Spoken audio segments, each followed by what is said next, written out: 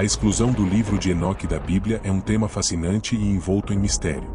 O que é neste texto que despertou tanta controvérsia ao longo dos séculos? Seria uma tentativa de ocultar verdades fundamentais ou simplesmente uma decisão baseada em critérios teológicos rigorosos? Independentemente da resposta, o livro de Enoque continua sendo uma peça histórica e teológica intrigante que merece atenção. Atribuído a Enoque, pai de Matusalém e bisavô de Noé, o livro de Enoque aborda questões profundas sobre a espiritualidade e os mistérios do universo. Entre os tópicos explorados estão a origem dos demônios, a queda dos anjos rebeldes conhecidos como vigilantes e as profecias sobre o reinado milenar do Messias. No entanto, o Concílio de Niceia, realizado em 325 d.C. sob a supervisão do imperador Constantino, determinou sua exclusão do cânone bíblico. As razões para essa decisão vão desde inconsistências teológicas até dúvidas sobre sua autenticidade. Uma das razões mais frequentemente apontadas para sua exclusão é que Jesus e os apóstolos não o reconheceram como uma escritura inspirada.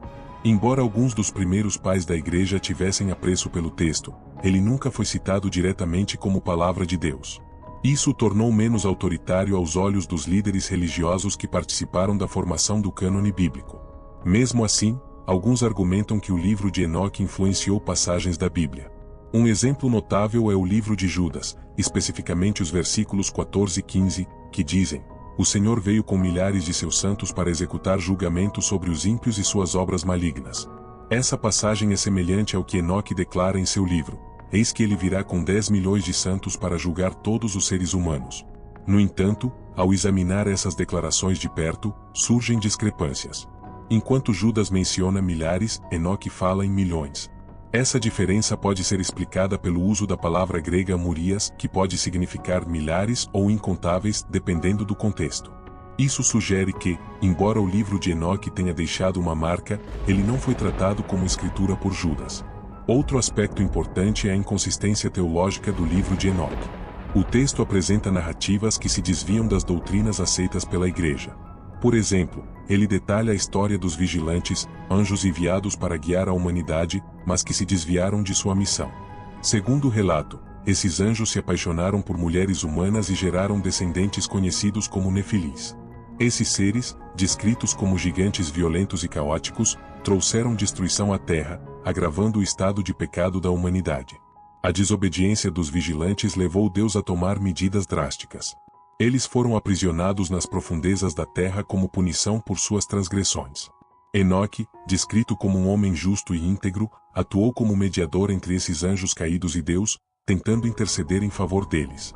Embora essas histórias sejam cativantes, elas entram em conflito com as narrativas bíblicas aceitas sobre a natureza dos anjos e a relação entre Deus e a humanidade. Além disso, o livro de Enoque apresenta uma visão única do cosmos, descrevendo uma estrutura celestial composta por 10 céus.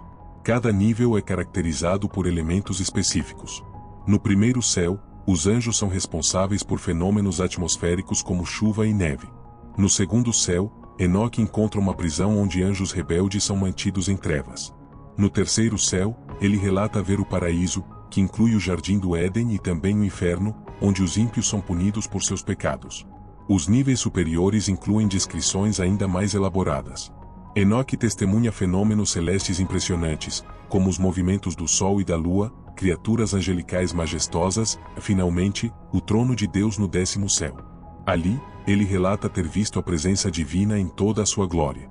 Essas descrições, embora fascinantes, não encontram apoio nas escrituras aceitas e muitas vezes contradizem as doutrinas cristãs tradicionais.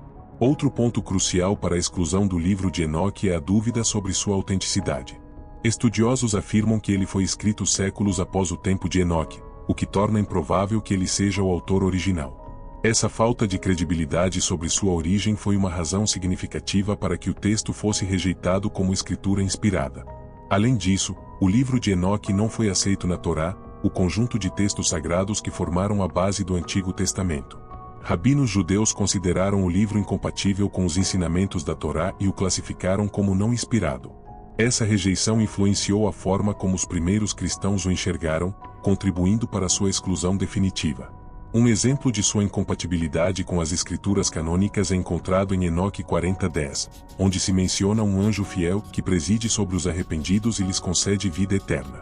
Essa ideia não aparece em nenhuma outra parte da Bíblia e é vista como inconsistente com os ensinamentos cristãos. Em suma, a exclusão do livro de Enoque não parece ser fruto de uma conspiração, mas de uma combinação de fatores teológicos, históricos e literários. A principal razão foi que ele não era considerado inspirado por Deus e apresentava conceitos que divergem das doutrinas aceitas. A decisão de removê-lo do cânone foi baseada em critérios claros, que buscavam preservar a consistência das escrituras sagradas. Mesmo com sua exclusão, o livro de Enoque continua sendo um texto valioso para quem busca compreender as crenças e interpretações teológicas do passado. Ele oferece uma visão única sobre os desafios espirituais e sociais enfrentados pela humanidade e sobre como os antigos compreendiam o cosmos e as relações divinas. Então, você deveria ler o livro de Enoque? A resposta é sim, desde que o faça com discernimento. Ele não deve ser considerado uma escritura sagrada, mas pode ser visto como uma obra histórica rica e interessante. Sua leitura pode ampliar sua compreensão das tradições antigas e oferecer novas perspectivas sobre os textos bíblicos. Se decidir explorar o livro de Enoque, encare-o como uma ferramenta para aprendizado e reflexão, e não como um texto divino.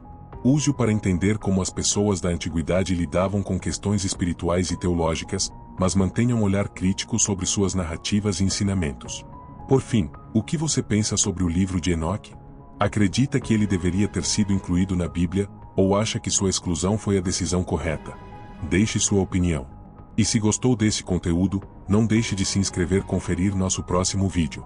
Obrigado por acompanhar até aqui, e que Deus ilumine sua jornada de aprendizado e descoberta.